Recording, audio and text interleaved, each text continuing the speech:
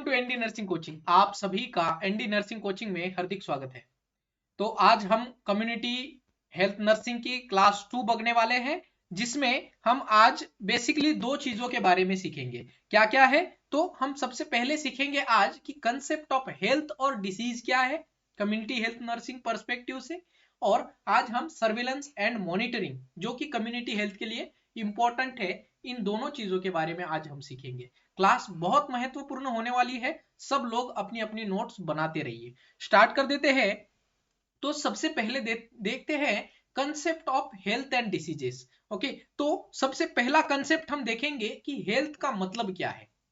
As per WHO की definition, I think अगर कोई एक नर्स है तो उनको बताने की जरूरत नहीं है कि health is a complete state of physical, social and psychological well being and not merely absence of disease और इंफर्मिटी। ये डब्ल्यूएचओ की डेफिनेशन है हेल्थ के बारे में। ओके, तो ये इस डेफिनेशन के अनुसार इसका मतलब क्या है कि कोई भी एक इंसान कब हम हेल्दी कहेंगे, जब उसका physically, mentally, socially, economically, spiritually जब ये सारे एनवायरमेंट उसके स्टेबलाइज होंगे, तब हम उस इंसान को हेल्दी कहते हैं। ओके, नाउ ऐसे कुछ अलग अलग लोगों ने अलग अलग कंसेप्ट दिए हैं। ओके, तो सबसे पहला कंसेप्ट है हेल्थ के अंदर कि अगर बायोलॉजिकल कंसेप्ट। ओके, तो बायोलॉजिकल कंसेप्ट में क्या कहा जाता है कि अगर कोई पर्सन को हमें हेल्दी कहना है तो उस पर्सन में कोई भी डिसीज प्रेजेंट ना हो या फिर कोई भी microorganism. Okay, so there is a presence और absence of the disease. Okay, presence और absence of the disease, presence और अब्सेंस ऑफ द डिसीज, ये है बायोलॉजिकल कंसेप्ट। ओके, नेक्स्ट, ये एक जर्म थियरी के बेसिस पर है। ओके, जर्म थियरी के बेसिस पर जो कि लुईस पास्चर ने दिया था, तो वो कहते हैं कि कोई भी इंसान में अगर हमें उसको बायोलॉजिकली हेल्दी कहना है तो उसके अंदर कोई भी डिसीज नहीं होना चाहिए। ओके, नेक्स्ट कंसेप्ट आता है इकोलॉजिकल। इको से क्या समझते हैं हम? तो इकोलॉजिकल कंसेप्ट मतलब कि इक्विलिब्रियम। किससे इक्विलिब्रियम? इको मतलब क्या? Something related to our environment. Okay, तो इकोलॉजिकल क्या है? एनवायरमेंट से रिलेटेड। मतलब क्या कि बाहर का एनवायरमेंट और हमारे अंदर का एनवायरमेंट, उन दोनों के अंदर इक्विलिब्रियम हो। इक्विलिब्रियम मतलब haemostasis, homeostasis. Okay, not haemostasis, homeostasis. Okay, तो उन दोनों के अंदर होमियोस्टेसिस हो, तब हम उसको कहते हैं इकोलॉजिकल कंसेप्ट और a healthy person. Now next concept है साइकोलॉजिकल कंसेप्ट। अब साइकोलॉजिकल नाम में ही है कि sir something related to mind. Okay, something related to mind, इसका मतलब ये person is considered healthy if he is in equilibrium with socio cultural and economical and political harmony उसके अंदर होनी चाहिए। मतलब यह इस कंडीशन में आपको बताया गया है कि जो एक पर्सन है वो socio culturally, economically and political harmony एक पर्सन में होनी चाहिए, तब हम उसको हेल्दी पर्सन या उस पर्सन की हेल्थ ठीक है ऐसा कहेंगे। ओके, नेक्स्ट कंसेप्ट है होलिस्टिक कंसेप्ट। होलिस्टिक मतलब क्या? होलिस्टिक मतलब ऑल अराउंड। ओके, होलिस्टिक मतलब ऑल अराउंड मतलब क्या कि ऊपर जो सारे हमने देखे हैं, बायोलॉजिकल में क्या देखा हमने? कोई डिसीज नहीं होना चाहिए। इकोलॉजिकल में हमने देखा कि कोई एनवायरमेंट और उसका एनवायरमेंट और बाहर का एनवायरमेंट में इक्विलिब्रियम होना चाहिए। साइकोलॉजिकल में हमने देखा कि सोशियो कल्चरल, इकोनॉमिकल और पॉलिटिकल हार्मोनी होनी चाहिए। अब इन सारों का मिक्सचर अगर हम कर दे तो ये कंसेप्ट बनता है होलिस्टिक कंसेप्ट। होलिस्टिक में आपका साउंड माइंड होना चाहिए, हेल्दी बॉडी होनी चाहिए, स्ट्रॉन्ग फैमिली होनी चाहिए और हार्मोनी विद एनवायरमेंट होना चाहिए। मतलब यह क्या है कि 1 2 3 का सारा मिक्सचर करा के होलिस्टिक कंसेप्ट बनता है। ओके, तो तब हम उसको कहेंगे कि एक पर्सन होलिस्टिकली हेल्दी है। बट देखिए, अगर प्रैक्टिकली बात सोचे तो मान सकते हैं कि एक पेशेंट बहुत साउंड माइंड है, उसका माइंड बहुत अच्छा है, लेकिन क्या पता वो हेल्दी हो ना हो, उसको कोई फिजिकल डिसेबिलिटी हो या डिसीज हो। अगर मान लो उसका माइंड भी अच्छा है, बॉडी भी अच्छी है, क्या पता उसको स्ट्रॉन्ग फैमिली बॉन्डिंग ना हो, कि उसके फैमिली कॉन्फ्लिक्ट हो, क्या पता उसके एनवायरमेंट से इक्विलिब्रियम ना हो। ओके, तो एक होलिस्टिक अप्रोच जो है ये बेसिकली ऐसा पूरा इंसान हमें देखने में थोड़ा सा कम मिलेगा। Okay, but it's a theoretical thing कि एक होलिस्टिक अप्रोच क्या होता है, जब हम कब कहेंगे होलिस्टिकली हेल्दी, जब एक पर्सन का sound mind, healthy body, strong family और harmony with the external environment अगर हो तो ये आपका होलिस्टिक कंसेप्ट है। ओके, नाउ अभी हमने देखा क्या कि कंसेप्ट ऑफ हेल्थ, कब हम हेल्दी कहेंगे। ओके, बायोलॉजिकल कंसेप्ट देखा हमने, साइकोलॉजिकल कंसेप्ट देखा हमने, और इकोलॉजिकल कंसेप्ट देखा, और होलिस्टिक कंसेप्ट देखा। ओके, अब हमने समझा कि पेशेंट को हेल्दी कब कहेंगे या हेल्थ कब कहेंगे। अब हम समझेंगे कि concept of disease causation. Okay, कि एक रोग आदमी में कैसे हो सकता है, कैसे हो सकता है। कोई भी रोग आदमी में होने के लिए तीन चीजों की जरूरत है सर। कौन सी तीन चीज है? तीन चीजों है, एक है आपका एजेंट, पहला है एजेंट, दूसरा होता है होस्ट, और तीसरा होता है एनवायरमेंट। कौन सी तीन चीजें जरूरी है? एजेंट, होस्ट और एनवायरमेंट, किसी भी डिसीज को होने के लिए। ओके, अब एजेंट का मतलब कौन सा हो सकता है? एजेंट कोई भी हो सकता है, जैसे बायोलॉजिकल एजेंट। बायोलॉजिकल एजेंट में आपका बैक्टीरिया, कोई भी वायरस हो सकता है। Okay, it can be A parasite. Okay, जो कि लिविंग है। ओके, जो कि लिविंग है वो बायोलॉजिकल एजेंट में आ जाएगा। न्यूट्रिशनल एजेंट, ओके, जैसे न्यूट्रिशनल डेफिशिएंसी हो गई, तब भी ये भी एक एजेंट है। नेक्स्ट फिजिकल एजेंट, मान लो एक पेशेंट का हाथ कट गया। ओके, तो ये एक एजेंट हो गया उसमें डिसीज होने के लिए। नेक्स्ट केमिकल एजेंट, ओके, जो कोई केमिकल से अगर कोई डिसीज होता है then it's a chemical agent. Mechanical agent, okay, mechanical agent. Okay, तो these all are the agent which is cause the disease. Okay, एक डिसीज होने के लिए एक एजेंट की जरूरत है। Next host. होस्ट मतलब क्या कि जिस इंसान में अगर डिसीज हो रहा है तो उस इंसान को हम होस्ट कहेंगे। ओके, तो होस्ट कौन हो सकता है? कोई भी एज का हो सकता है होस्ट, कोई भी जेंडर का हो सकता है। Host can be male, host can be a female. Host का जेनेटिक अलग अलग हो सकता है। होस्ट का प्रोफेशन, ऐसा नहीं है अगर मेडिकल प्रोफेशन के हैं तो मेडिकल प्रोफेशनल भी बीमार पड़ सकते हैं। ओके, तो कोई भी उसका प्रोफेशन हो सकता है, उसका कोई कस्टम हो सकता है, उसकी कुछ भी हैबिट हो सकती है, या कैसा भी बिहेवियर हो सकता है, but it requires any host to cause a disease. Okay, now हमने एजेंट देख लिया कि किसकी वजह से होगा, किस में होगा, लेकिन कौन से एनवायरमेंट भी इंपॉर्टेंट है। Okay, environment can be a physical environment. Physical environment में मान लो अभी आप कोई एक इंडस्ट्री में काम कर रहे हो, अगर उस इंडस्ट्री में नॉइज का ज्यादा मात्रा है तो नॉइज की ज्यादा मात्रा होने की वजह से या हमारा डिफनेस हो सकता है, तो it can be a physical environment. Biological environment. Next social environment, अगर हम जिस सोसाइटी में रह रहे हैं वो सोसाइटी क्राउडेड है, वहां पे कोई कम्युनिकेबल डिसीज है, तो it's a social environment. Okay, तो these three things are required for causing a disease.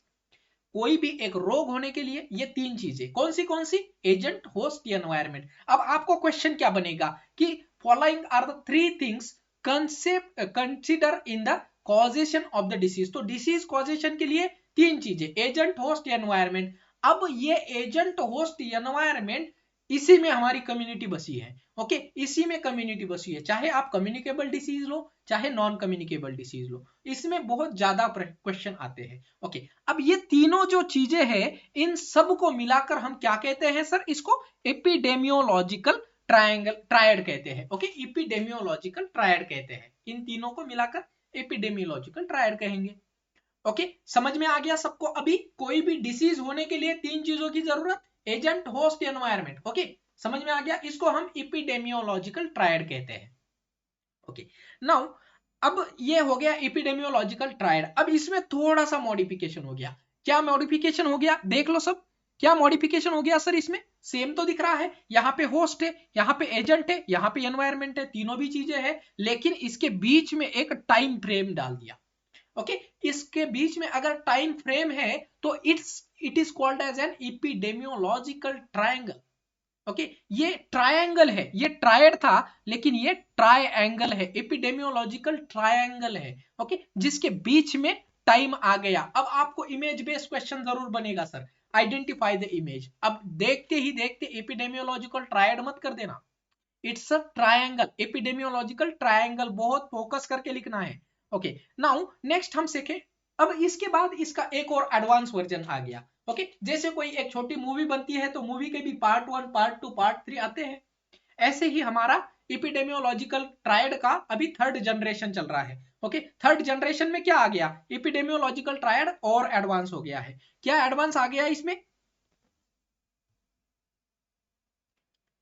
तो इसमें एडवांसमेंट आया है कि ये जो एनवायरमेंट है या एजेंट है या होस्ट है, इन एजेंट होस्ट को हमने और ज्यादा एलेबोरेट किया है या और ज्यादा इसकी मेजरेबिलिटी की है। जैसे एजेंट में हमने ऊपर एजेंट में कौन सा देखे थे, 5 प्रकार के एजेंट देखे थे, biological agent, nutritional, physical, chemical, mechanical agent. Okay तो एजेंट में इन्होंने क्या कहा है, एडवांस एपिडेमियोलॉजिकल ट्रायंगल में कि agent which can be A positive factor, risk factor. अब यहां पे रिस्क फैक्टर नहीं था, ओके इसमें रिस्क फैक्टर नहीं था लेकिन यहां पे रिस्क फैक्टर इंक्लूड कर दिया। मतलब कि जैसे कोई एक पेशेंट अगर स्मोकिंग कर रहा है तो स्मोकिंग भी हमने ऐड कर लिया as a positive factor for the disease.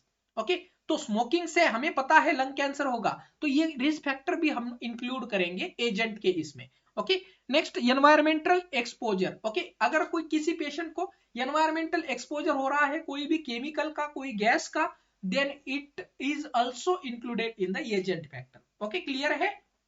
Okay now यहां पे टाइम फ्रेम में देखिए, टाइम फ्रेम में टाइम कैरेक्टरिस्टिक्स भी ऐड किए हैं, इंक्यूबेशन और latency period, length of disease process and trend and cycle of the disease. Okay trend and cycle of the disease. अब ये साइकिल ऑफ द डिसीज के ऊपर नॉर्सेट में क्वेश्चन आया हुआ है।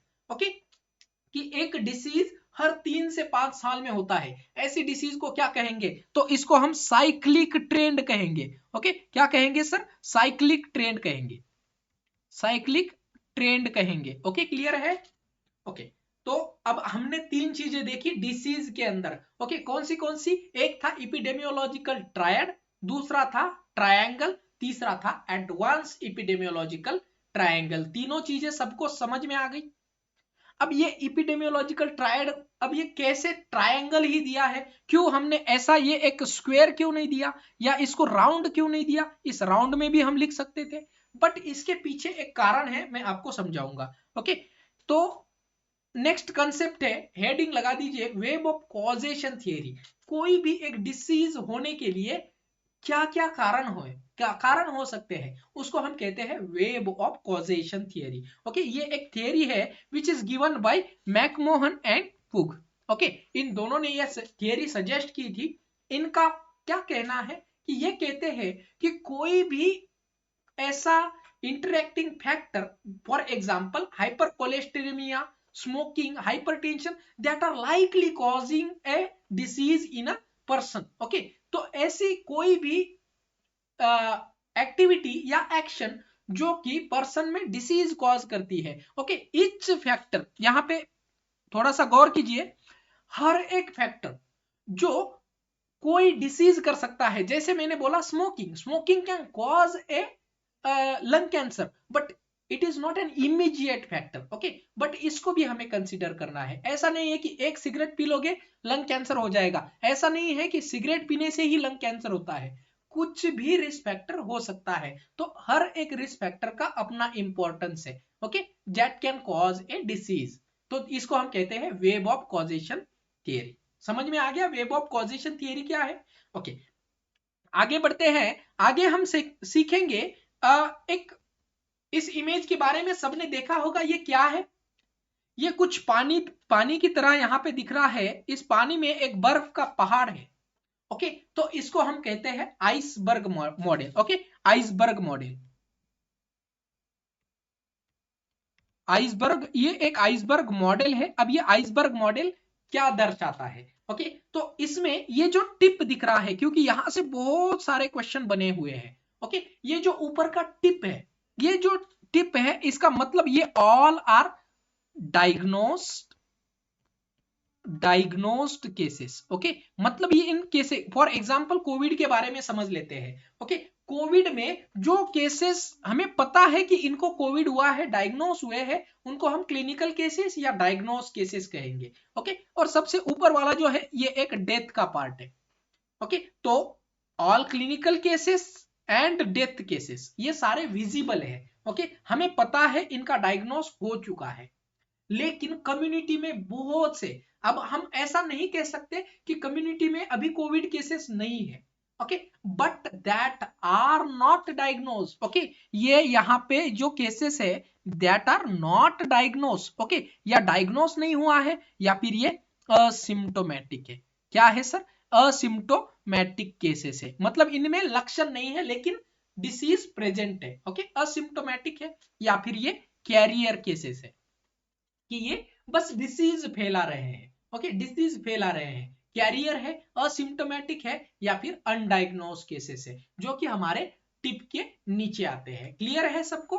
क्लियर है? ओके, चलो आगे बढ़ते हैं कि कौन सी डिसीज में हम ये जो इपिडेमियोलॉजी, ये जो आइसबर्ग मॉडल है, कौन सी डिसीज में फॉलो कर सकते हैं, कौन सी डिसीज में नहीं कर सकते हैं। जैसे कि टिप ऑफ आइसबर्ग अब किस में दिखते हैं, कौन से केसेस में नहीं दिखते हैं, तो एमटीआर याद कर लेना। ओके, एमटीआर याद कर लेना। मीजल्स, टिटेनस एंड रेबीज के अंदर हमें जो है ये इन तीन डिसीज के केसेस हमें इजीली नहीं फाइंड कर सकते, इजीली इनका डायग्नोस नहीं कर सकते। क्यों सर? क्योंकि रेबीज देखो अचानक से होता है, अचानक से होता है, मीजल्स भी अचानक से होता है, टिटेनस भी अचानक से हो जाता है। मतलब इनकी जैसे मान लो अभी कुत्ते ने काट लिया तो तुरंत रेबीज नहीं होगा, but it takes time, it takes time, जब तक कि हम पेशेंट को भूल जाते हैं या पेशेंट खुद भी भूल जाता है कि मुझे एक बार कभी किसी कुत्ते ने काट लिया था। ओके, तो जब लेकिन उस पेशेंट में सिम्टम्स आने लगेंगे तब जाके वो डायग्नोस हो जाएगा, बट तब तक उसके पास टाइम कम बचेगा। ओके, क्लियर है? ओके, नाउ नेक्स्ट, किस किस डिसीज में ये चीज देखी जा सकती है या इस आइसबर्ग मॉडल का यूज किया जा सकता है, तो इसके लिए हमें ड्रिप टी याद रख लेना है। ओके, क्या याद रख लेना है? Drip T. D diphtheria, rubella, influenza, polio and typhoid. इसके बारे में क्वेश्चन एग्जाम में पूछा गया था कि कौन सी डिसीज में हम आइसबर्ग मॉडल फॉलो कर सकते हैं या आइसबर्ग मॉडल फॉलो करता है, तो इसमें हमारा ऑप्शन पोलियो था। ओके, कि पोलियो हम आइसबर्ग मॉडल में दिखता है। क्लियर है सबको? सबमर्ज, सॉरी, पोलियो नहीं दिखता है। ओके, सबमर्ज पोर्शन है। ओके, सबमर्ज पोर्शन है। नाउ नेक्स्ट हम देखते हैं कंसेप्ट ऑफ कंट्रोल। अभी हमने कंसेप्ट ऑफ हेल्थ देखा, कंसेप्ट ऑफ डिसीज देखा। Okay, and web of causation, causative factor भी हमने देख लिया। अब हम देखते हैं कंट्रोल मतलब क्या, किसको कहते हैं कंट्रोल। कंट्रोल जैसे हम रिमोट कंट्रोल कहे। ओके, रिमोट कंट्रोल कहे तो जैसे बटन दबा दिया हमारी कंट्रोल में हो गया, बटन दबा दिया ऑन हो गया, बटन दबा दिया बंद हो गया, तो ये हमारी कंट्रोल में है। तो ऐसे ही कंसेप्ट ऑफ डिसीज कंट्रोल क्या होता है, तो डिसीज कंट्रोल, इसमें अलग अलग कुछ टर्म है, ये पहले टर्म सीख लेते हैं। ओके, तो डिसीज कंट्रोल मींस क्या? कंट्रोल मीनिंग जैसे मान लेते हैं कोविड अभी हमारे कंट्रोल में आ गया है, मतलब क्या कि कोविड खत्म नहीं हुआ है, कोविड अभी कंट्रोल में आ गया, मतलब there is a not a more public health problem. Disease अभी है लेकिन not a public health concern, इतनी ज्यादा केसेस नहीं है। Okay, decrease the prevalence. Okay, prevalence मतलब क्या कि प्रीविलेंस मतलब old plus new cases, old plus new cases अभी कम है। ओके, अभी कम है, but it is not a currently a public health problem. But लेकिन जब कोविड आया था और अचानक से रैपिडली ग्रोथ हो रहा था, then it was a public health problem and वो उसको हमने पेंडेमिक घोषित कर दिया था डब्ल्यूएचओ ने। ओके, डब्ल्यूएचओ ने इसको पेंडेमिक घोषित कर दिया था क्योंकि पूरे दुनिया में फैल गया था। ओके, रैपिडली केसेस बढ़ रहे थे, तो इसको हम कहते हैं क्या? पेंडेमिक। ओके, अब कंट्रोल किसको कह रहे हैं कि जब एक डिसीज पब्लिक हेल्थ कंसर्न ना हो, मतलब उसकी इतनी ज्यादा केसेस ना हो। तो अब आपको एग्जाम में क्वेश्चन क्या पूछेगा कि when a disease is not A public health concern, not a public health concern, ये इंपॉर्टेंट वर्ड है। then it is called as disease control. Okay, अगली टर्मिनोलॉजी आती है डिसीज इलिमिनेशन. इलिमिनेशन मतलब रिमूव करना, डिसीज को रिमूव करना. अब आपको क्या समझ में आएगा रिमूव करने से?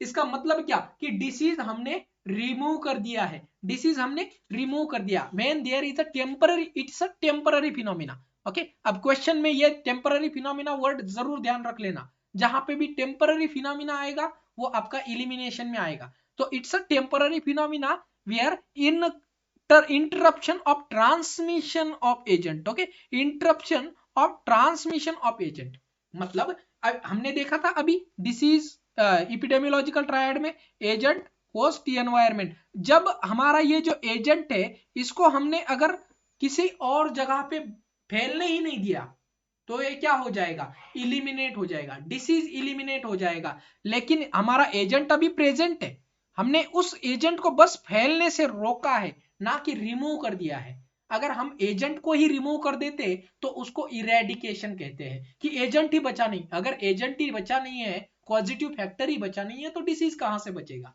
क्लियर है? ओके, तो एजेंट प्रेजेंट है बट उसका ट्रांसमिशन हमने होस्ट कर दिया, हॉल्ट कर दिया, तब हम उसको क्या कहेंगे?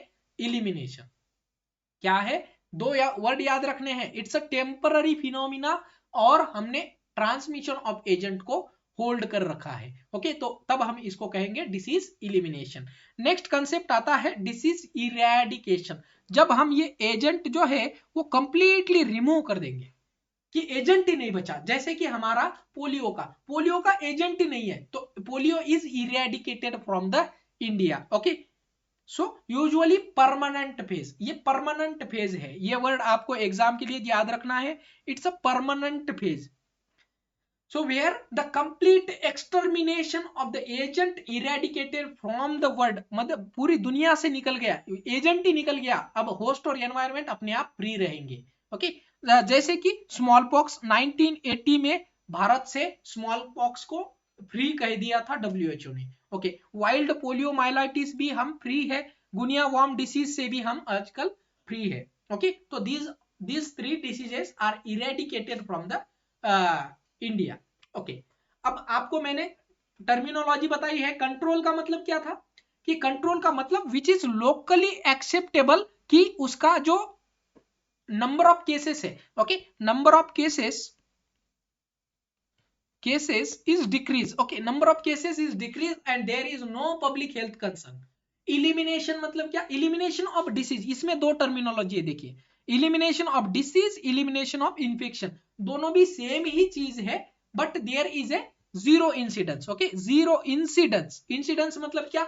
न्यू केसेस नहीं आ रहे हैं. क्यों नहीं आ रहे हैं? क्योंकि हमने उस एजेंट को फैलने से रोका है, एजेंट को रिमूव नहीं किया है, बस फैलने से रोका है. तो नए केसेस कहां से आएंगे? नहीं आएंगे नए cases. Okay, next is a eradication मतलब क्या? कि complete zero, there is a zero case world wide and there is no agent present.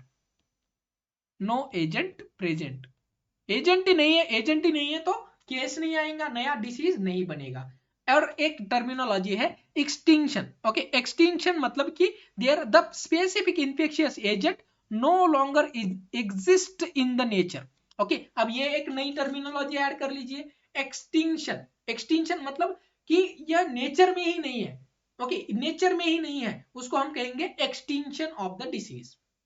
Clear? अब आपको यहां से क्वेश्चन बन सकता है. ओके, क्वेश्चन बन सकता है, सब लोग टर्मिनोलॉजी क्लियर कर लीजिए. ओके, जो वर्ड मैंने अंडरलाइन किए हैं उस वर्ड को ऊपर फोकस कीजिए, वर्ड आपको एग्जाम में घुमा सकते हैं. क्लियर है? ओके, आगे बढ़ते हैं.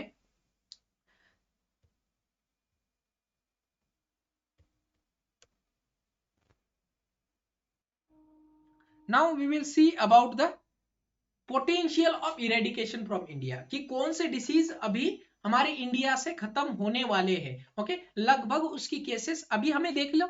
लेप्रेसी की केसेस आजकल हमारे कम्युनिटी में नहीं देखी जाती है. ओके, लेप्रेसी की केसेस, मिजल्स, डिप्थीरिया, अब ये बहुत कम हो रहे हैं.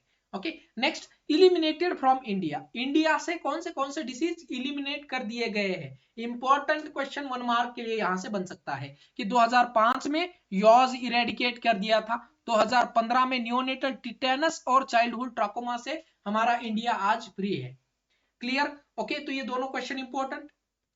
नेक्स्ट हम देखेंगे concept of prevention of disease. अभी तक क्या क्या देखा, concept of health, concept of disease, concept of control, concept of causation.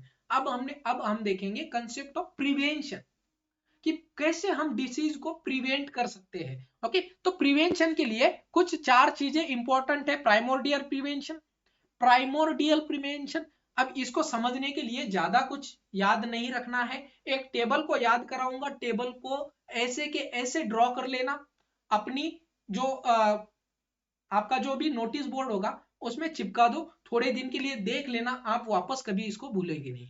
Okay ये जो कंसेप्ट ऑफ प्रिवेंशन है, प्रिवेंशन में आपको सबसे माइंड में जब भी ये आएगा पहले देख लेना कि हम क्या प्रिवेंट कर रहे हैं।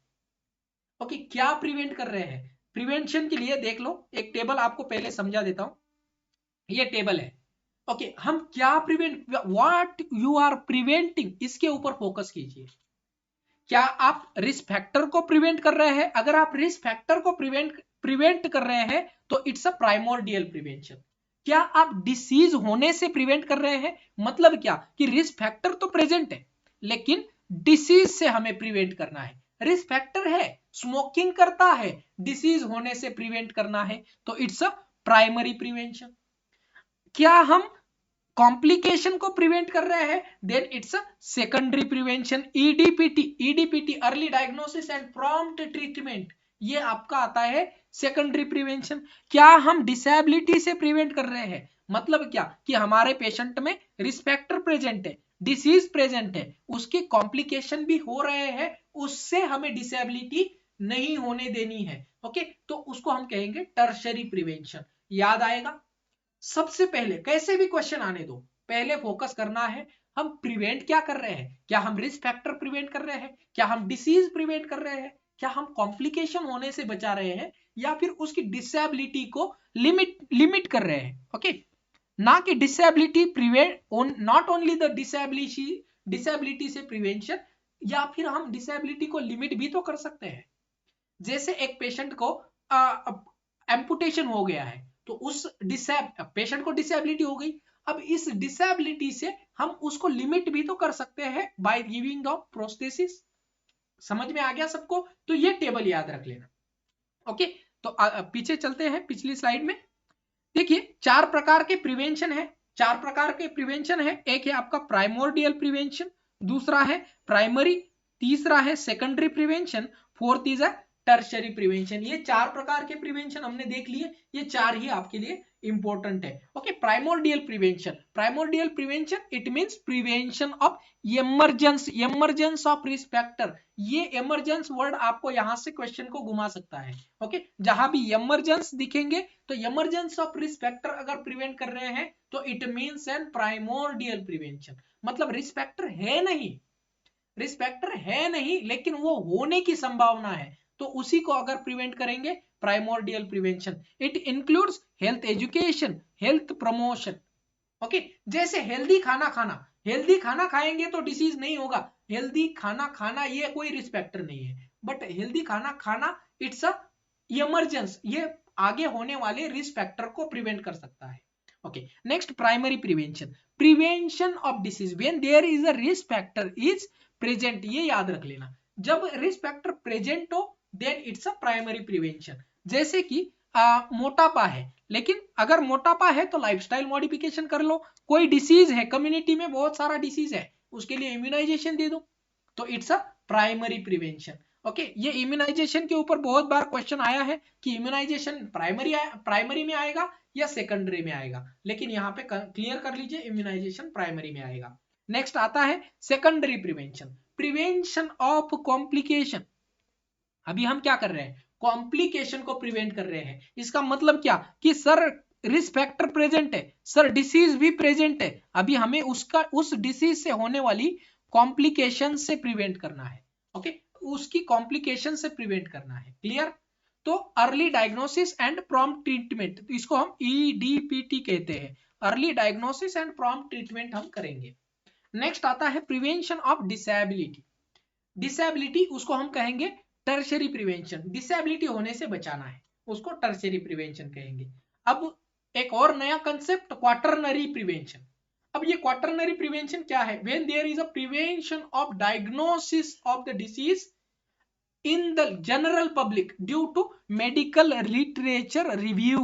ओके, इसको हम कहते हैं क्वाटरनरी प्रिवेंशन। याद रख लेना, चारों भी लिख लो और ये टेबल को आपको याद करना है। क्लियर है सबको? क्लियर है? ओके, अब आपको क्वेश्चन कहां कहां से बनते हैं उसके बारे में भी एक बार देख लीजिए। It's my own notes. Okay, ये मेरी खुद की नोट्स है। अब जहां जहां से क्वेश्चन बने थे इस प्रिवेंशन के ऊपर वो सारे इसमें आपको मिल जाएंगे। प्राइमोर्डियल प्रिवेंशन में क्वेश्चन पूछे गए थे, जैसे गुड लाइफस्टाइल कौन सी प्रिवेंशन में आएगा, हेल्थ प्रमोशन कौन सी प्रिवेंशन में आएगा, हेल्थ एजुकेशन, ये सारे प्राइमोर्डियल प्रिवेंशन में।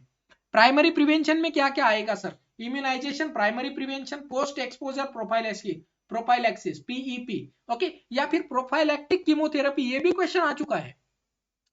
अगर कोई डिसीज की प्रोफाइलैक्टिक कीमोथेरेपी दे रहे हैं, ओके, तो ये कौन सी में आएगा? ये प्राइमरी में आएगा, क्योंकि डिसीज होने से पहले दे रहे हैं, डिसीज होने से पहले दे रहे हैं। ओके, नेक्स्ट सेकेंडरी प्रिवेंशन में क्या क्या आएगा? तो EDPT secondary prevention. Okay, disease की स्क्रीनिंग करना, पैप स्मीयर, ये क्वेश्चन आ चुका है। पैप स्मीयर कौन सी प्रिवेंशन में आएगा? तो पैप स्मीयर हमेशा सेकेंडरी प्रिवेंशन में आएगा।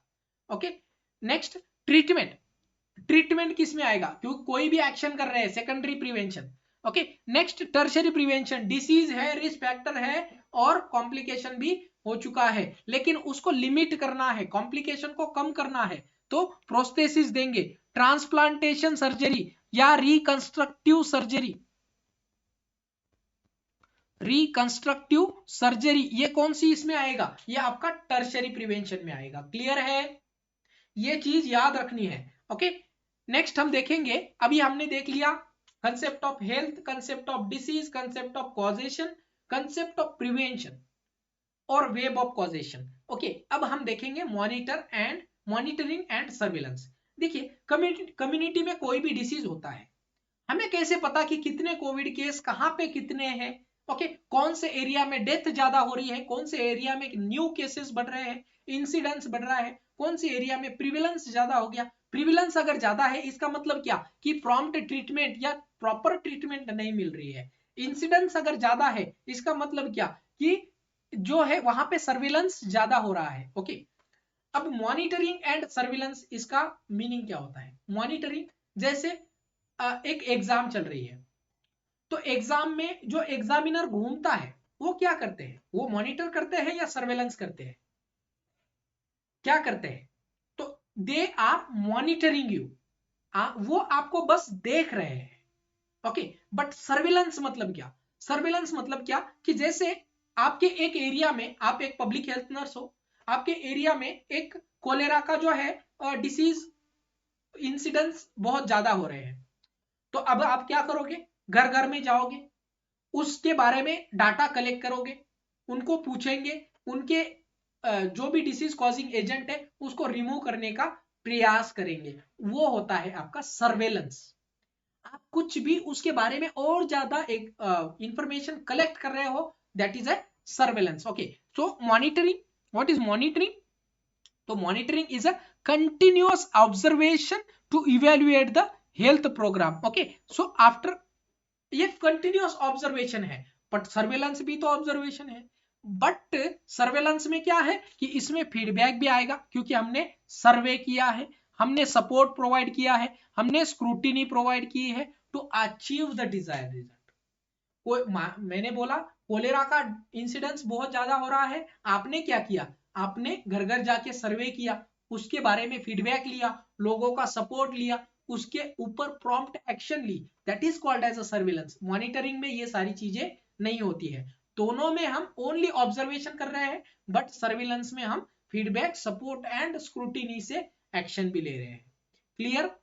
क्लियर है? तो अब WHO की कुछ सर्विलेंस, WHO किस चीज के लिए सर्विलेंस करता है? जैसे कि WHO ने बोला है कि पोलियो का सर्वेलेंस करना है, रेबीज का सर्वेलेंस करना है, साल्मोनेलोसिस का सर्वेलेंस करना है, मलेरिया का, टाइफॉइड का, कोलेरा का और हर्पिस इन्फ्लुएंजा का, इन सब डिसीज का सर्वेलेंस करते रहना है।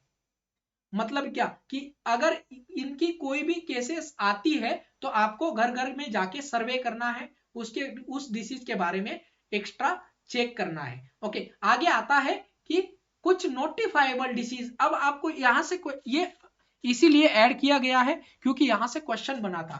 क्या क्वेश्चन था कि व्हाट कौन सा डिसीज इस WHO नोटिफाइबल डिसीज के अंदर नहीं आता है। ओके, तो CYP याद रखने लें। ओके, CYPIP ये आपको याद रखना है। ओके, इसमें CYPIP में क्या है, कोलेरा है, येलो फीवर है, प्लेग है, इन्फ्लुएंजा है एंड पोलियोमाइलाइटिस। ये सारे डिसीज अगर इसकी एक भी केस आपके डिस्ट्रिक्ट में या आपके गांव में भी मिलती है तो ये आपको WHO तक नोटिफाई करनी पड़ती है।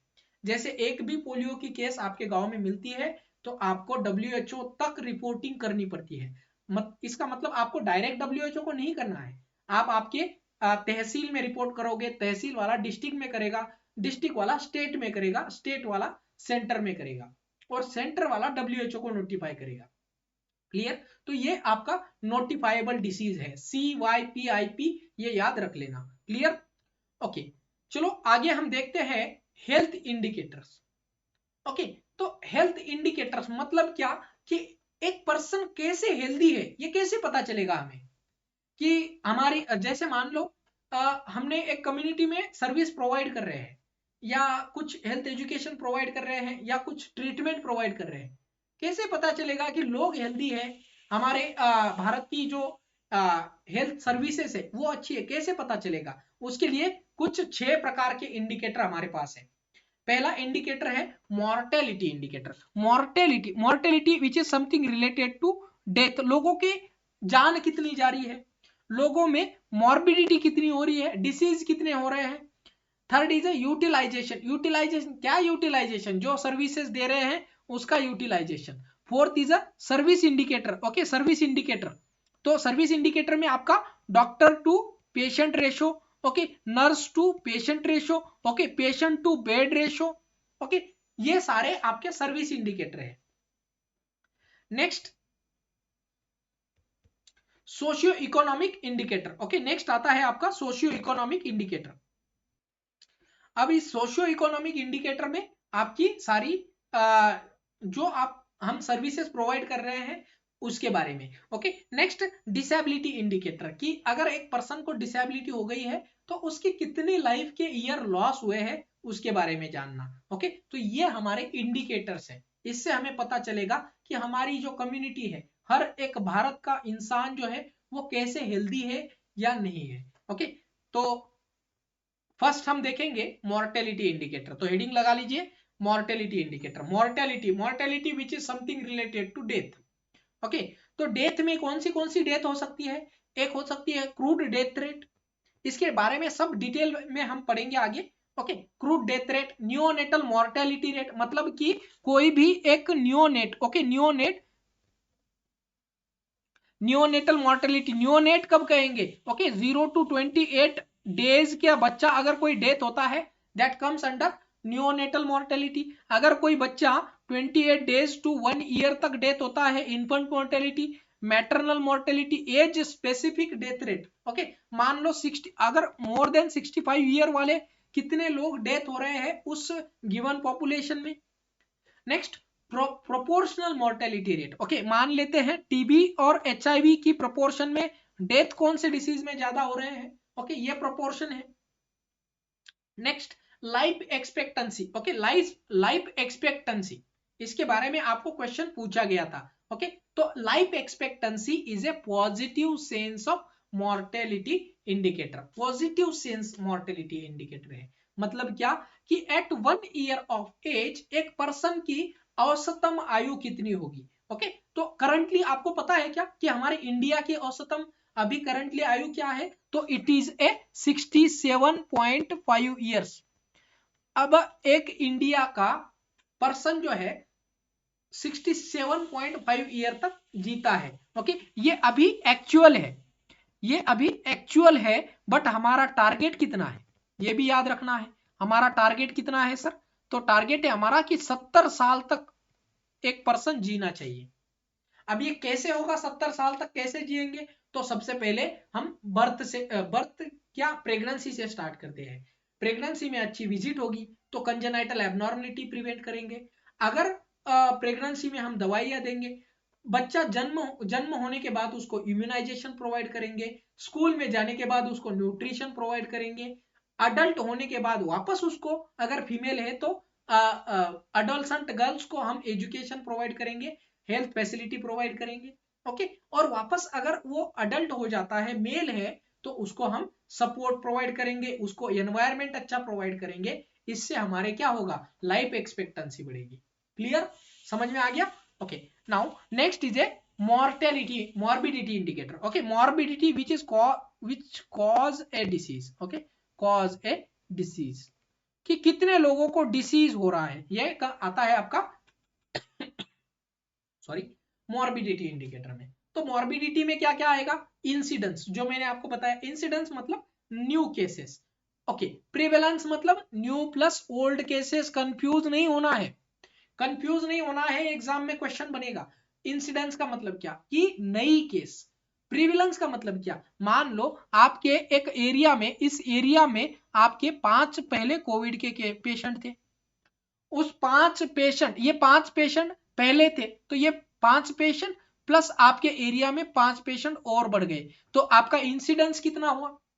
इंसिडेंस कितना हुआ सर? इंसिडेंस है 5, इंसिडेंस है 5, और आपका प्रिविलेंस कितना है सर? प्रिविलेंस कितना है? तो प्रिविलेंस हो गया 10। ओके, ये 10 प्रिविलेंस हो गया, क्योंकि 5 पुराने वाले केसेस थे और उसके ऊपर 5 केस आ गए, तो प्रिविलेंस हो गया 10, इंसिडेंस हो गया 5। Clear? Okay, next admission rate in hospital. Okay, तो हमें अगर पेशेंट ज्यादा हॉस्पिटल में एडमिट हो रहे हैं, इसका मतलब क्या है? कि डिसीज ज्यादा हो रहा है। Okay, next duration of the hospital stay, ये बहुत इंपॉर्टेंट है आजकल। ओके, कि एक पेशेंट पर्टिकुलर डिसीज का आपके हॉस्पिटल में कितने दिन रहता है, ये भी आपके हॉस्पिटल की क्वालिटी ऑफ सर्विसेज के बारे में बताता है। ओके, तो हॉस्पिटल में ज्यादा दिन नहीं रुकना चाहिए पेशेंट। नेक्स्ट नोटिफिकेशन रेट्स, जैसे टीबी का नोटिफिकेशन, एचआईवी का, एसटीडी का रेट्स। ओके, तो ये सारे आपके आते हैं मॉर्बिडिटी इंडिकेटर में।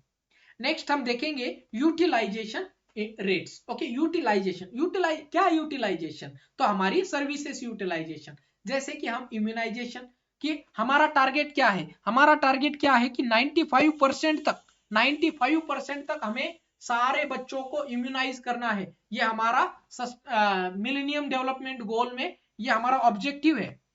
नेक्स्ट फैमिली प्लानिंग या couple protection rate. Okay, family planning या कपल प्रोटेक्शन रेट, कि कितने परसेंटेज ऑफ लोग जो है वो फैमिली प्लानिंग मेथड को यूज कर रहे हैं। नेक्स्ट आता है आपका ANC registration in the area, कि आपके एरिया में जितनी भी प्रेगनेंसी है, कितने परसेंटेज ऑफ प्रेगनेंसी, मान लो आपके एरिया में 10 लेडीज प्रेग्नेंट है। ओके, 10 प्रेगनेंसी की केस है, लेकिन उसमें से एएनसी रजिस्ट्रेशन जो है वो ओनली 8 फीमेल्स ने किया है, तो 2 फीमेल्स आपकी मिसिंग है। ओके, क्लियर है? तो ये एएनसी रजिस्ट्रेशन रेट है। Bed occupancy rate, bed occupancy, कितने लोग हॉस्पिटल में एडमिट है। Bed turn over rate. Okay, ये थोड़ा सा इंपॉर्टेंट है, ये आपके यहाँ पे क्वेश्चन पूछ सकते हैं। तो बेड ऑक्यूपेंसी रेट, इसका फॉर्मूला क्या है? तो बेड ऑक्यूपेंसी रेट निकालने के लिए आपको टोटल बेड डेज कैसे निकालते हैं ये मैंने आपको पहले बताया था। Total bed days, okay, divided by a year bed available into 365, a year beds available into 365 into 1000। Okay, 1000।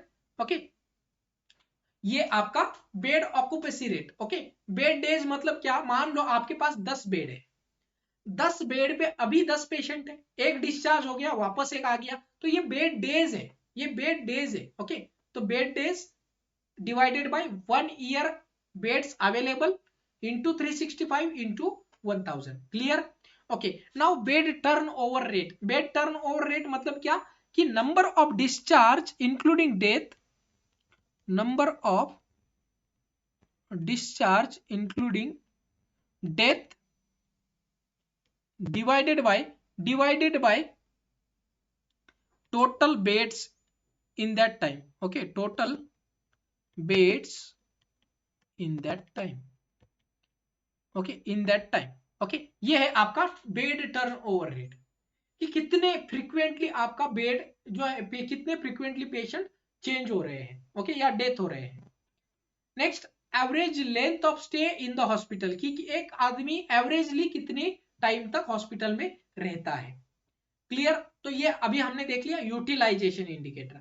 अब हम हेल्थ केयर डिलीवरी इंडिकेटर या फिर सर्विस इंडिकेटर देखेंगे। ओके, हेल्थ केयर डिलीवरी मतलब हम कैसी हेल्थ केयर डिलीवरी दे रहे हैं या कैसी सर्विसेज प्रोवाइड कर रहे हैं। इसको हमें समझने के लिए पहले समझना होगा कि डॉक्टर और पॉपुलेशन का रेशो क्या है, डॉक्टर्स का और नर्स का रेशो क्या है, पॉपुलेशन और नंबर ऑफ बेड्स, मान लो 10,000 पॉपुलेशन पे कितने हॉस्पिटल बेड्स आपके पास अवेलेबल है। ओके, पॉपुलेशन और हेल्थ सेंटर्स, कितने हेल्थ सेंटर्स अवेलेबल है 10,000 पॉपुलेशन के लिए। Okay, next socio economical indicator, socio economical indicator. Okay, socio economical मतलब क्या कि लोगों की हाउसिंग कैसी है, कैलोरी पर कैपिटा कितना है, फैमिली साइज क्या है, पेशेंट का वाटर पर कैपिटा कितना आता है। ओके, वाटर पर कैपिटा क्या आपको पता है कि आपको एक दिन का कितना वाटर लेना पड़ेगा, ये कौन डिसाइड करता है। तो it is decided by ministry of housing and urban affairs. Okay, कि ये डिसाइड करते हैं, ये सर्वेलेंस करते हैं इसके बारे में कि अगर आप अर्बन एरिया में रह रहे हो या आप रूरल एरिया में रह रहे हो। अगर आप रूरल एरिया में रह रहे हो, ओके, अगर आप रूरल एरिया में रह रहे हो तो आपको only 55 litre per capita per day, okay, LPCD कहते हैं, litre per capita per day, okay, per day LPCD कहते हैं। ओके, अगर आप रूरल एरिया में रह रहे हो मतलब एक दिन का आपको 55 लीटर पानी मिलेगा। अब ये स्थिति क्या है, जैसे हमारे एरिया में ये 55 लीटर पानी तो पूरी फैमिली यूज करती है, ओके, क्योंकि पानी नहीं है। लेकिन अगर हम अर्बन एरिया में रहते हैं तो देख लीजिए अर्बन एरिया में ये कितना पार्शलिटी है कि अगर आप कोई सिटी में रहते हो तो 135 एलपीसीडी पानी मिलता है आपको, litre per capita per day आपको 135 लीटर पानी मिलता है एक पर्सन के लिए। ओके, और यहाँ पे हमारी रूरल एरिया में एक्चुअल कंडीशन ये वेरी होता है, भारत के हर हिस्से में ये वेरी होता है कि 55 लीटर पानी पर डे एक इंसान के लिए अवेलेबल है। ये अभी का ये रिसेंट डाटा है। Okay, clear. Okay, now next is a growth rate. Growth rate कैसे निकालेंगे। Okay, next is A dependency ratio. यहाँ पे रेट है और रेशो है, रेट और रेशो अलग होता है। ओके, तो डिपेंडेंसी रेशो क्या है, तो डिपेंडेंसी रेशो निकालने के लिए तो डिपेंडेंट कौन है डिपेंडेंट, एक जन्म से लेकर 14 साल तक किसी भी बच्चे को हम काम नहीं करवा सकते, ये लॉ है। तो वो किसके ऊपर डिपेंड होगा, उसकी माता की पिता के ऊपर। 65 ईयर से ज्यादा आदमी को काम नहीं करवा सकते हैं, ये किसके ऊपर डिपेंड है, वो उसके बच्चे के ऊपर डिपेंड होगा। तो 0 to 14 ईयर वाले बच्चे और मोर देन 65 ईयर वाला आदमी, ये दोनों हो गए डिपेंडेंट पॉपुलेशन। उसके बीच में कौन बचा, तो 15 से 65 साल वाले जो लोग हैं वो हमारे इंडिपेंडेंट है, मतलब कि वो कमा सकते हैं, वो काम कर सकते हैं। क्लियर, तो डिपेंडेंट और इंडिपेंडेंट, तो आपको निकालना है डिपेंडेंसी रेशो। मतलब ये कैसे निकालेंगे, children of 0 to 14 years of age plus population more than 65 years of age divided by total number of divided by population of 15 to 65 years and into 100। इससे हमें डिपेंडेंसी रेशो मिलेगा कि कितना पॉपुलेशन कमा रहा है, कितना पॉपुलेशन डिपेंडेंट है। Okay, next is a literacy rate, कितने लोग पढ़े लिखे हैं। अब पढ़ा लिखा होना मतलब क्या, पढ़ा लिखा होना मतलब कि number of people who can read and right in any language, कोई भी एक लैंग्वेज में आपको लिखना और पढ़ना आना चाहिए। ओके, लिखना और पढ़ना आना चाहिए, और आपकी उम्र मोर देन 7 ईयर्स। अब ऐसा नहीं होना चाहिए कि बच्चा पैदा होते ही आप बोलोगे सर इसको तो एक भी लैंग्वेज आती भी नहीं है, ना ये लिख पाता है ना पढ़ पाता है, ऐसा नहीं है। उसकी उम्र मोर देन 7 ईयर होनी चाहिए। अगर 7 साल के बाद भी आपको लिखना और पढ़ना नहीं आता है तो आप इलिटरेट हो, मतलब आप अशिक्षित हो। ओके, एंड इसको डिवाइड करेंगे हम total population above 7 years of age, कि कितने बच्चे या कितने पॉपुलेशन मोर देन 7 ईयर से इनटू 100, ये आएगा आपका लिटरेसी रेट। फॉर्मूला एग्जाम में पूछा जाएगा, बहुत अच्छे तरीके से लिख लीजिए। Okay, next unemployment rates. Unemployment rate मतलब कितने लोग अनएम्प्लॉयड है। ओके, नेक्स्ट आता है डिसेबिलिटी इंडिकेटर। अब डिसेबिलिटी इंडिकेटर समझने से पहले कुछ टर्मिनोलॉजी समझनी पड़ेगी, क्योंकि इसके बारे में भी एग्जाम में क्वेश्चन आ चुका है। डिसेबिलिटी इंडिकेटर, डिसएबिलिटी कुछ काम नहीं कर पाना, या जैसे अब हम रेगुलरली जो भी काम कर पाते हैं, हम चलते हैं, हम दौड़ते हैं, हम खाना खा सकते हैं, दोनों हाथ है हमारे पास, दोनों आंखें हैं, दोनों कान हैं। ओके, तो जो चीज कोई person day to activity of daily life नहीं कर पाता है तो उसको हम डिसेबल पर्सन कहेंगे, उसको हम डिसेबल पर्सन कहेंगे। ओके, अब ये जो डिसेबल है ये कंसेप्ट अभी चला गया है, अभी हम उस पर्सन को डिसेबल पर्सन नहीं कहते हैं, अभी हम क्या कहते हैं, उनको डिफरेंटली एबल कहते हैं, डिफरेंटली एबल कहते हैं। अभी हम डिसेबल नहीं कहते हैं उनको, उनको हम कहते हैं डिफरेंटली एबल, कि उनके अंदर कुछ ना कुछ नया है। क्लियर? तो डिसेबिलिटी इंडिकेटर को समझने के लिए हमें 2-3 टर्मिनोलॉजी समझनी होगी। एक होता है इंपेयरमेंट। इंपेयरमेंट मतलब क्या, कि loss of an anatomical organ और फिजियोलॉजिकल फंक्शन, जैसे किसी की उंगली कट गई तो ये इंपेयरमेंट है। नेक्स्ट डिसएबिलिटी मतलब अगर एक उंगली कट गई तो उसके काम करने में, जैसे अब मैं एक टाइपराइटर हूं, अगर एक टाइपराइटर की उंगली कट गई तो वो टाइपिंग का काम नहीं कर पाएगा, तो उसको डिसेबिलिटी हो गई। लेकिन उस डिसेबिलिटी की वजह से उसका अगर जॉब चला जाए तो उसको हम कहेंगे हैंडीकैप। उसको क्या कहेंगे, हैंडीकैप। ये handicap is a social phenomena, कि उसकी एक उंगली कट गई, उसकी जॉब थी टाइप राइटिंग की, उंगली कट गई, उसको इंपेयरमेंट कहेंगे। उस इंपेयरमेंट की वजह से वो टाइपिंग नहीं कर पाता है, दैट इज डिसेबिलिटी। उस टाइपिंग नहीं कर पाने की वजह से उसका जॉब चला गया, that is called as an handicap person. Clear? Clear है सभी को? ओके, नाउ आगे बढ़ते हैं। आगे हम देखेंगे डिसेबिलिटी इंडिकेटर। अब कैसे पता चलेगा कि भी ये डिसेबिलिटी भी कितनी है। ओके, तो disability indicator number of days of restricted activity, कि कितने दिन तक, मान लो कि एक पेशेंट की 25 साल की उम्र में उसकी उंगली कट गई और वो आदमी 65 साल तक जिंदा रहा, तो उसने कितने साल उस कटी हुई उंगली के साथ गुजारे हैं, उसको हम क्या कहेंगे, disability days. Okay, disability days या डिसेबिलिटी रेट कहेंगे। Okay, next is bed disability rates या फिर वर्क लॉस्ट डे, कितने दिन वो बिना काम के या अनएम्प्लॉयड रहा है उस उंगली कटने की वजह से। So this 3 are called as event type of disability indicator. ये क्वेश्चन आपको एग्जाम में पूछा गया हुआ है। Event type of disability indicator में कौन सी चीज आएगी, number of days of restricted activity, bed disability rates और वर्क लॉस्ट डेज, कि कितने दिन उसको काम नहीं मिला। ये इवेंट हुए हैं, लेकिन इन पर्सन, उस पर्सन में क्या हुआ, उस पर्सन में मोबिलिटी कम हो गई, उस पर्सन की लिमिटेशन एक्टिविटी हो गई। ओके, अगर किसी का पैर कट गया तो वो भाग के दौड़ के काम अपने खुद काम नहीं कर पाएगा, तो उसकी पर्सनल है, तो that is called as a person type of disability indicator. उसको क्या कहेंगे, person type of disability indicator. Clear? Clear है सभी को?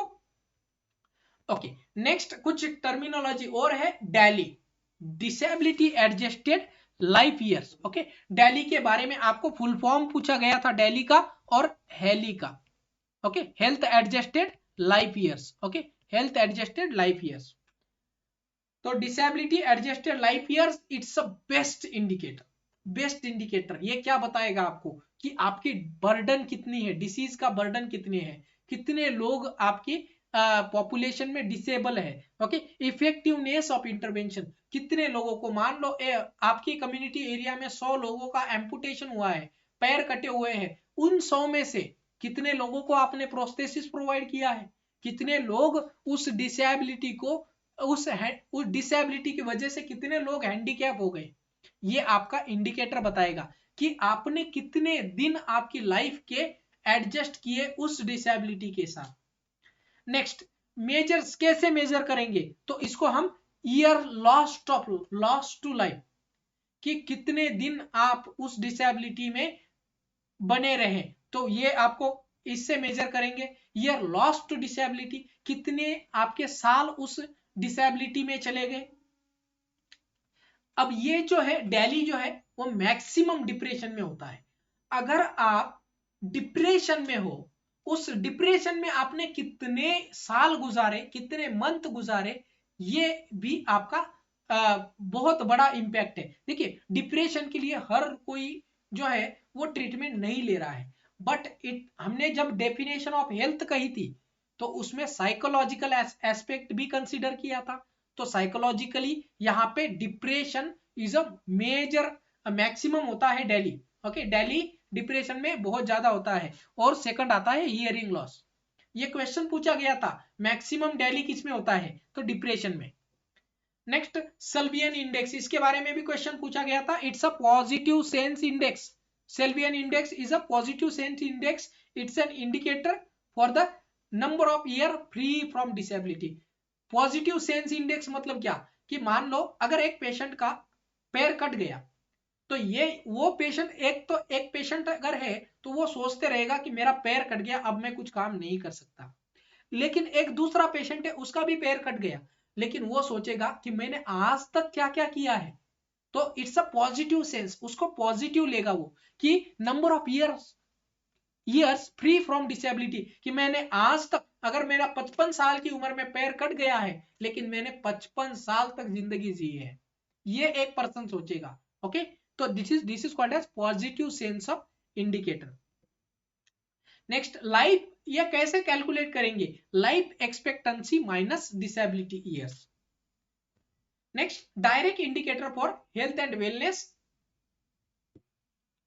Clear? Okay, now next is a health adjusted life expectancy. Okay, health adjusted मतलब आपने कितने दिन या कितने साल इल हेल्थ में काम किया। ओके, इल हेल्थ में मतलब कि आपको हेल्थ अच्छे से, आपकी हेल्थ अच्छी नहीं थी, फिर भी आपने काम किया। ओके, तो इट्स, ये कैसे कैलकुलेट करेंगे, life expectancy at birth minus adjustment of time spent in poor health. Okay, ये क्वेश्चन पूछा गया था कि पुअर हेल्थ में आपने कितने दिन काम किया। ओके, कितने दिन काम किया आपकी पूरी लाइफ में, ये हेल में आएगा, हेल्थ एडजस्टेड लाइफ एक्सपेक्टेंसी। मान लो कि आप एक कंपनी में वर्क कर रहे हो, उस कंपनी में बहुत ज्यादा नॉइज होता है। अगर नॉइज होता है तो आपको ईयरिंग प्लग जो है वो आपको कंपनी ने नहीं प्रोवाइड किए हैं। ओके, तो ये कितने दिन तक आपको नहीं प्रोवाइड किए गए हैं, इसकी वजह से आपकी लाइफ जो हेल्थ क्या है, एडजस्टेड में आपको जीना पड़ा है। ओके, हेल्थ एडजस्टेड में आपको जीना पड़ा है। या फिर आप कोई डस्ट में काम कर रहे हो, आपको मास्क ना प्रोवाइड किया गया हो, ये भी आपने एक पुअर हेल्थ में काम किया है। या फिर आप एक गवर्नमेंट ऑर्गेनाइजेशन में हो, वहां पे आपको पानी की सुविधा भी ना हो, पुअर हेल्थ है, पानी की मूलभूत सुविधा है, मूलभूत सुविधा हमारी वर्क प्लेस पे होनी जरूरी है। ओके, तो ये हमारी हेल्थ के साथ एडजस्टमेंट हो रहा है, या पुअर हेल्थ है। Okay, clear? Next, it's equivalent to the number of years spent in a good health and complete health, कि आपने कितने दिन पूरी हेल्थ में। अब ये है ना, थोड़ा सा हेल्थ प्रैक्टिकली पॉसिबल नहीं है कि आपको सारी चीजें मिल जाएगी। हेल्थ की डेफिनेशन क्या है, फिजिकल, सोशल, इकोनॉमिकल और स्पिरिचुअल, सारी चीजें एक साथ तो मिलना थोड़ा सा मुश्किल होता है। ये थियोरेटिकली पॉसिबल है, प्रैक्टिकली पॉसिबल नहीं हो पाएगा। Okay, it's a positive indicator है। अब क्वालिटी एडजस्टेड लाइफ ईयर्स क्या है? तो it's an assessment of the number of quality years, मतलब आपके पास फिजिकल भी थी, सोशल भी थी, साइकोलॉजिकल भी थी, इकोलॉजिकल भी थी, इकोनॉमिकल भी थी, पॉलिटिकल भी हार्मोनी थी, फैमिली हार्मोनी भी थी। ओके, तो ये सारी चीजें आपके पास थी। ओके, तो ऐसे कितने साल तक आप जिए हो? Okay, that is called as QALY. It takes into consideration the value of money spent on intervention। ये क्वेश्चन है, वेरी इंपॉर्टेंट क्वेश्चन। ओके, कि आपको ये क्वेश्चन में दिखेगा, ये जो सेंटेंस है अंडरलाइन वाला, value of money spent on intervention, ये किस में आएगा? क्वाली में आएगा, क्वाली में आएगा। ओके, बहुत ज्यादा इंपॉर्टेंट पॉइंट है, कृपया लिख लीजिए। ओके, तो इट टेक्स इनटू कंसिडरेशन कि आपकी लाइफ को और अच्छा करने के लिए आपने कितना पैसा खर्च किया है। That is called as quality adjusted life years. Clear? सबको क्लियर है? ओके, तो आज की क्लास में हमने क्या क्या देखा? हमने देखा कि हेल्थ एंड डिसीज के बारे में और सर्विलेंस एंड मॉनिटरिंग के बारे में। ये सारी चीजें आपको रिवाइज करनी है, इसके ऊपर मैं आपकी टेस्ट लेने वाला हूं। ओके, तो सब लोग रेडी रहेंगे, इसके ऊपर जितने भी क्वेश्चन बनते हैं आपके साथ डिस्कस भी करेंगे। Okay, thank you.